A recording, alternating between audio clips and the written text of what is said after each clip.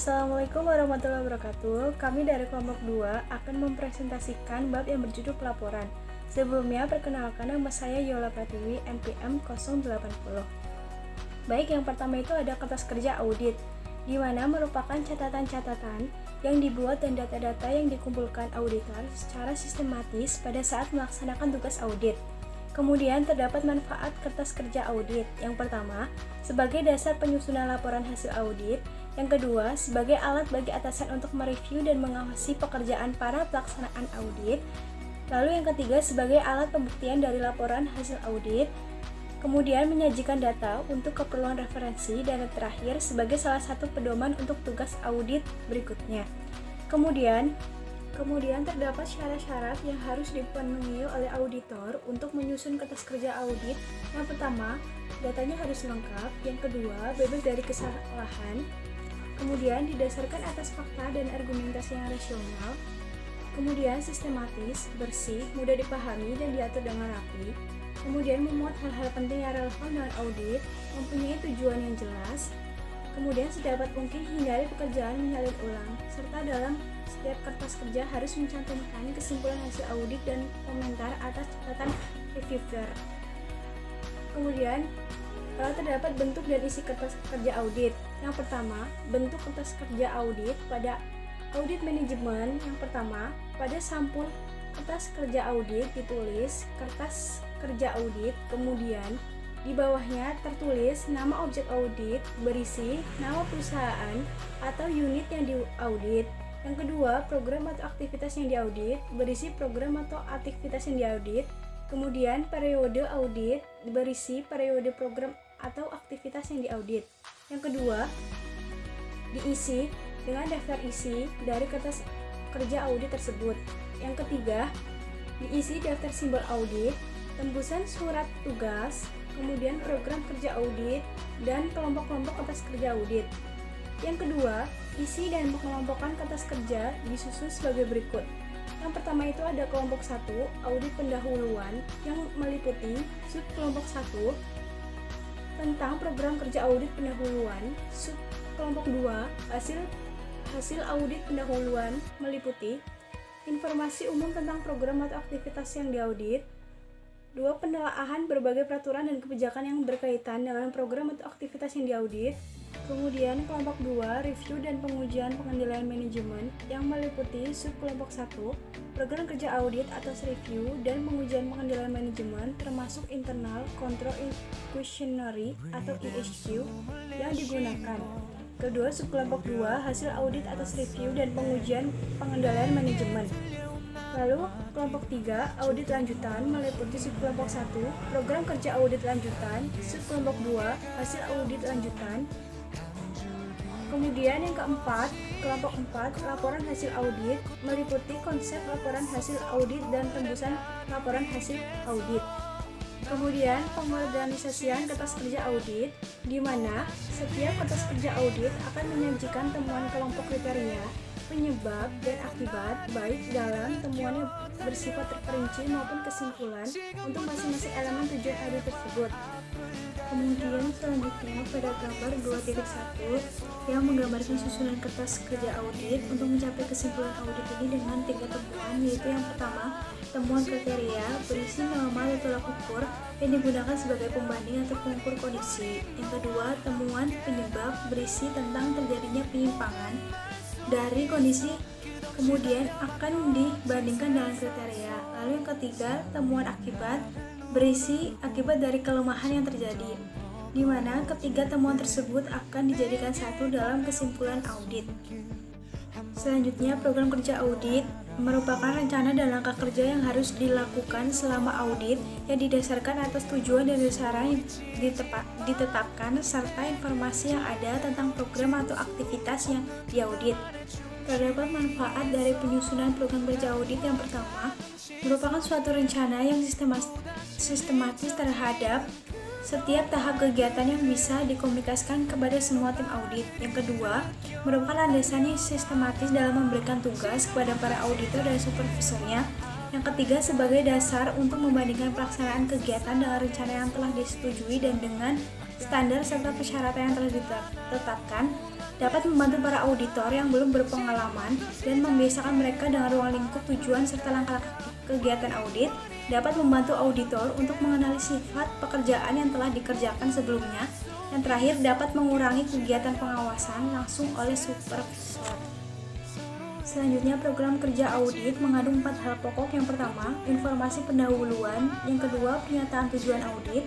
Yang ketiga, instruksi-instruksi khusus. Yang keempat, langkah-langkah kerja. Langkah-langkah kerja meliputi yang pertama, audit pendahuluan, yaitu pembicara pendahuluan dengan objek yang diaudit. 2. Pengumpulan informasi umum, penelaahan peraturan, evaluasi prosedur kerja dan sistem operasional. Yang ketiga, tes pendahuluan atas informasi yang diperoleh guna mengidentifikasi tujuan audit sementara. Yang keempat, pembuatan ikhtisar hasil audit pendahuluan.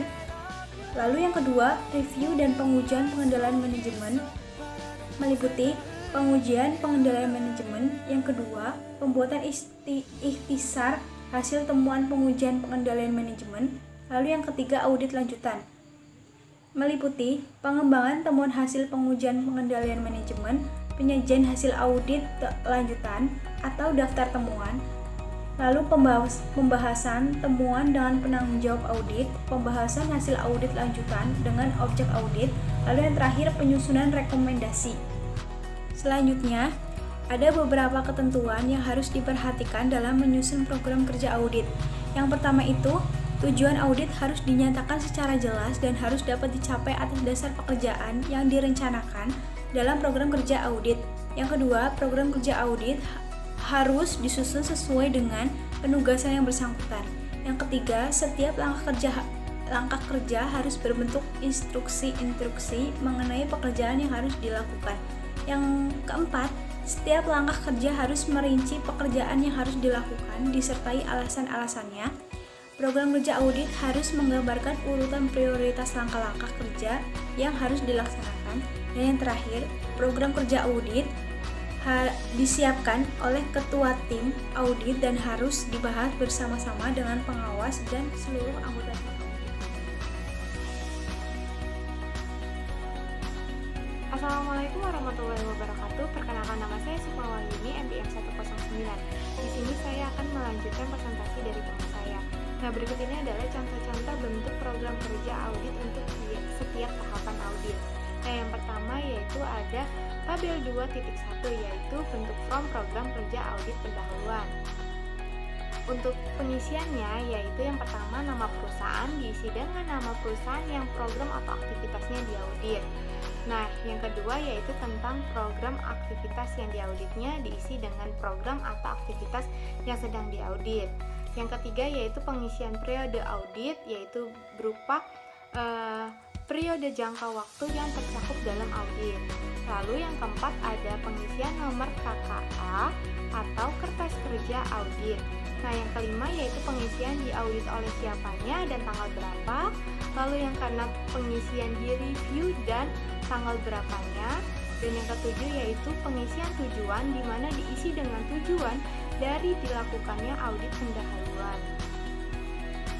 Nah, yang ke-8 yaitu pengisian langkah kerja, yang dimana diisi dengan instruksi-instruksi kepada auditor untuk mengumpulkan informasi latar belakang program atau aktivitas yang diauditnya.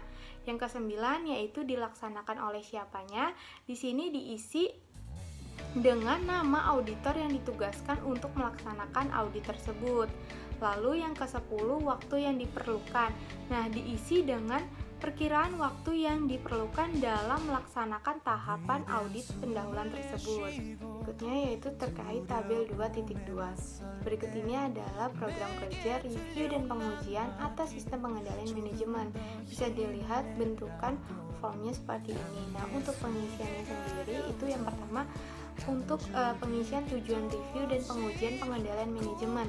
Nah, diisi dengan pernyataan tujuan dilakukannya review dan pengujian terhadap pengendalian manajemen ini. Karena dengan adanya review ini, kita akan mengetahui apakah nanti dibutuhkan audit lanjutan atau tidak dibutuhkan audit lanjutan, karena kurangnya bukti pendukung gitu. Lalu yang kedua itu terkait internal control kuesioner. Nah, di sini kita tuh membuat suatu pertanyaan atau seperti kuesioner yang pada umumnya yang nanti jawabannya merujuk pada jawabannya atau tidak. Nah, untuk yang berikutnya itu langkah kerja. Di sini diisi instruksi-instruksi langkah kerja yang harus dilakukan baik untuk jawabannya ataupun jawaban tidak. Nah, di langkah kerja ini kalau misalnya nanti jawaban dari kuesionernya itu ya, itu akan ditindaklanjuti. Kenapa? Apakah itu benar atau tidaknya?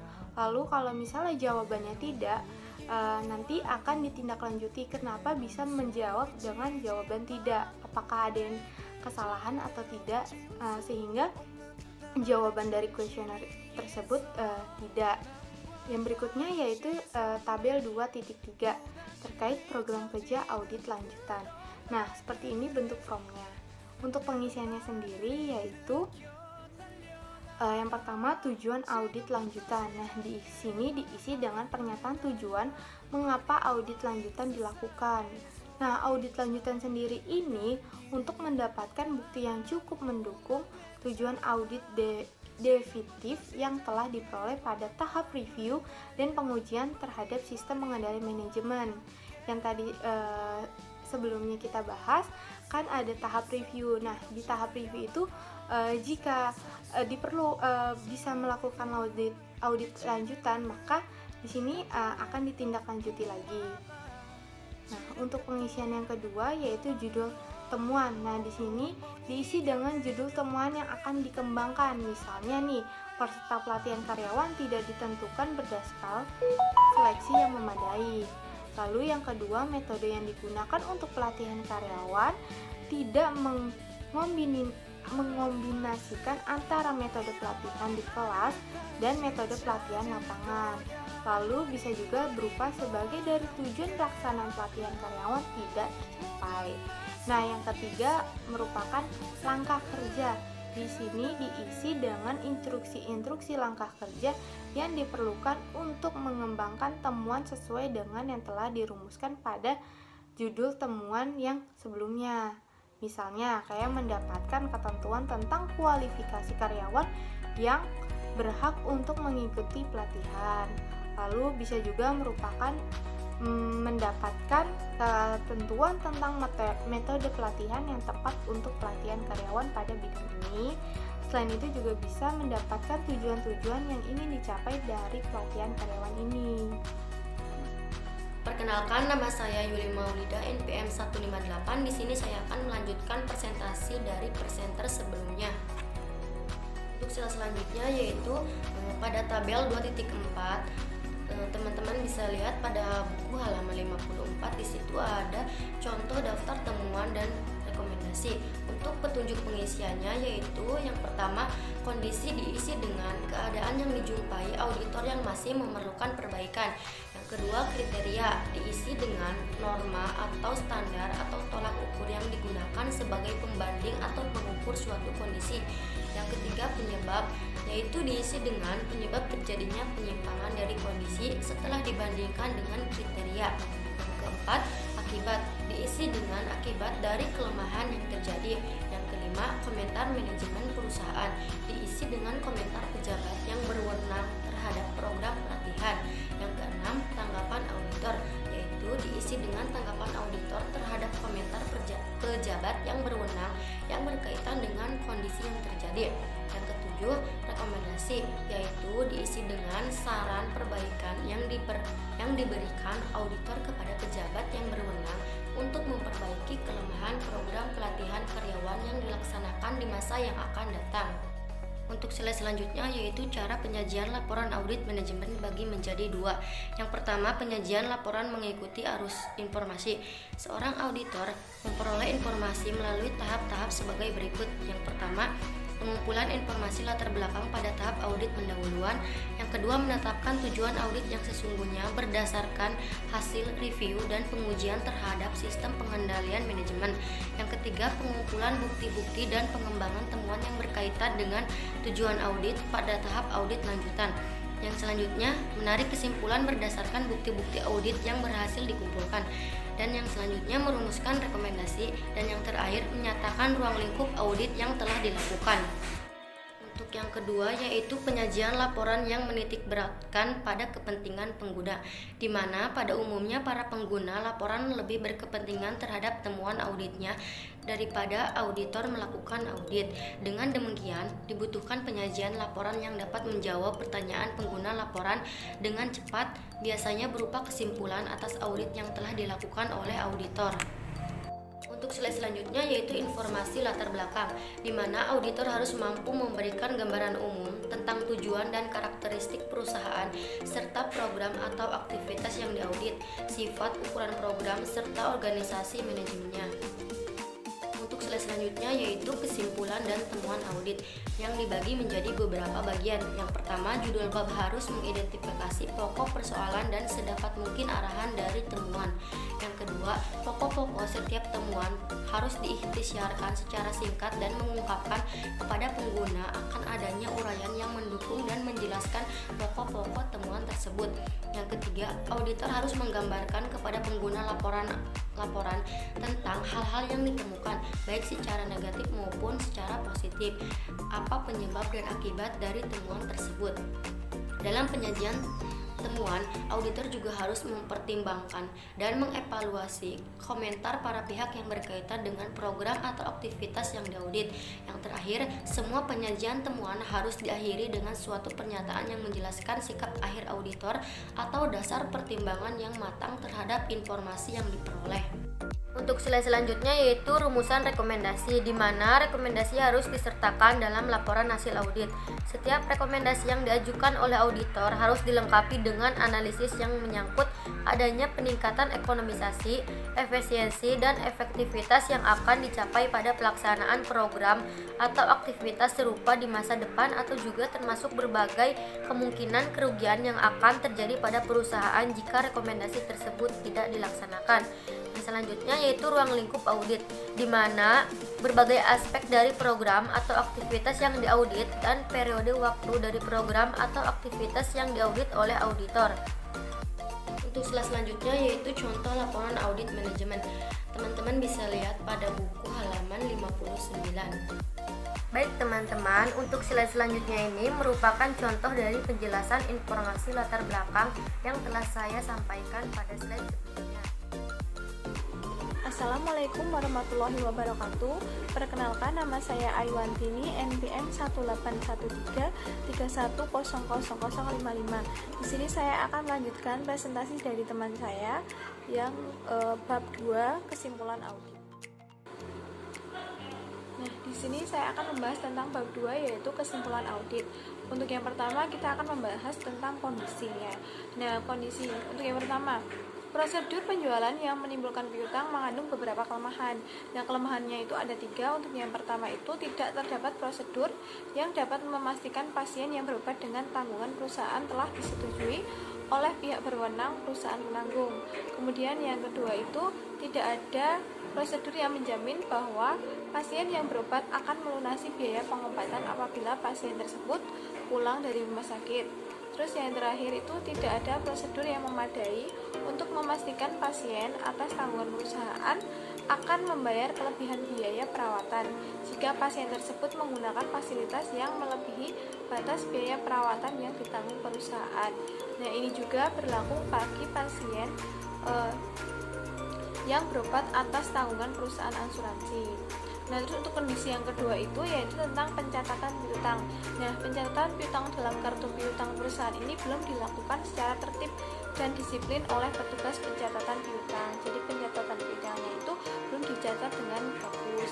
Kemudian yang ketiga itu pencatatan mutasi piutang tidak selalu bisa dihubungkan dengan keadaan piutang di masing-masing kartu piutang sesuai dengan terjadinya. Kemudian yang keempat, penyajian piutang pada neraca tahunan belum menunjukkan keadaan piutang yang sesungguhnya bisa tertagih perusahaan karena di dalamnya masih terdapat piutang dilakukan ketertagihannya. Kemudian yang kelima itu perusahaan belum melakukan penghapusan terhadap piutang yang sudah kadaluarsa. Jadi perusahaan itu lupa ataupun belum melakukan penghapusan terhadap piutang yang sudah kadaluarsa. Kemudian yang keenam itu terjadi jumlah piutang yang sangat besar pada debitur. Untuk slide selanjutnya kita akan membahas kriteria. Kriteria yang pertama itu untuk memutuskan terjadinya penjualan kredit harus ada jaminan bahwa pasien yang berobat akan membayar semua biaya pengobatan tepat pada waktunya. Kemudian yang kedua itu pencatatan piutang ke dalam kartu piutang harus dilaksanakan secara kronologis dan tepat waktu sesuai tanggal terjadinya untuk setiap debitur. Kemudian yang ketiga itu penerimaan kas dari pembayaran piutang oleh debitur harus selalu dapat dihubungkan dengan bagian mana dari piutang itu dikreditkan sehingga jelas dari berbagai transaksi timbulnya piutang yang terjadi dan dapat diikuti pembayarannya. Kemudian yang selanjutnya penyajian piutang di dalam neraca harus mencerminkan keadaan piutang yang kemungkinan besar dapat ditagih. Jadi perusahaan itu harus membentuk penyisihan kerugian piutang yang memadai sebagai penilaian saldo piutang perusahaan. Kemudian yang terakhir itu untuk piutang yang telah jatuh tempo lebih dari 3 tahun tapi belum dibayar. Nah, ini tingkat penyisihan kerugiannya itu 100%. Maka piutang yang sudah melewati masa penyisihan harus sudah dihapuskan dari pembukuan.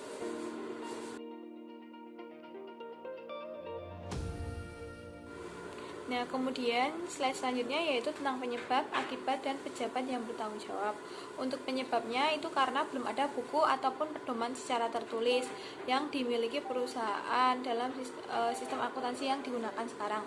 Kemudian yang kedua itu karyawannya, yang karyawan di bagian piutang itu tuh sebagian itu masih karyawan baru, terus belum memiliki cukup pengalaman dalam melakukan pengelolaan piutang. Kemudian yang ketiga itu belum adanya kebijakan yang berkaitan dengan penentuan batas tertinggi jumlah piutang untuk debitur dan penghapusan terhadap piutang yang sudah kadaluarsa.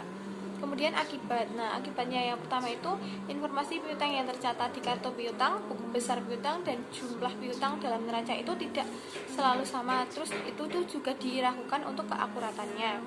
Kemudian yang kedua itu banyak dari piutang-piutang yang dimiliki perusahaan tersebut itu tingkat ketertagihannya itu rendah. Terus yang ketiga itu banyak piutang yang tidak diakui sebagai utang oleh debitur. Kemudian yang keempat itu piutang yang disajikan di neraca itu tidak mencerminkan kalau piutang itu merupakan aset likuid yang dimiliki oleh perusahaan.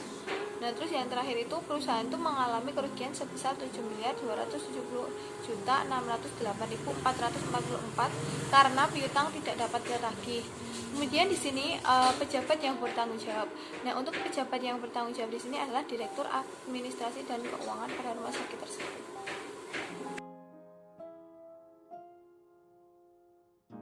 Nah, untuk yang selanjutnya kita akan membahas tentang bab 3 yaitu tentang rekomendasi atau rekomendasi yang diberikan oleh audit manajemen kepada perusahaan rumah sakit tersebut. Nah, hasil audit yang dilakukan menemukan ada beberapa kelemahan. Nah, di sini tuh ada beberapa kelemahan yang harus menjadi perhatian manajemen untuk di masa depan atau masa yang akan datang. Nah, di sini tuh ada 2 kelemahan. Untuk yang pertama itu kelemahan yang terjadi pada sistem dan prosedur akuntansi yang dimiliki perusahaan. Jadi kelemahan pada sistem akuntansinya. Kemudian yang kedua itu kelemahan pada karena kurang terlatihnya karyawan. Tadi kan karyawannya itu belum memiliki cukup pengalaman dalam bidang pengelolaan piutang tadi. Kemudian dalam mengelola piutang yang dimiliki perusahaan. Nah, kemudian di sini ada rekomendasi yang diberikan oleh audit manajemen kepada perusahaan agar bisa menjadi acuan untuk meningkatkan kualitas perusahaan ke depannya. Nah, di sini ada beberapa. Untuk yang pertama itu perusahaan itu harus memiliki sistem informasi akuntansi yang lengkap dan memadai bagi operasi rumah sakit untuk mendukung praktik pencatatan transaksi yang memadai sesuai dengan prinsip akuntansi yang berlaku umum dan dapat menyajikan informasi piutang yang akurat di neraca. Nah, jadi perusahaan itu direkomendasikan atau diberi masukan oleh audit manajemen itu untuk memperbaiki dalam bidang sistem informasi akuntansinya. Jadi harus diperbaiki dalam sistem informasi akuntansinya.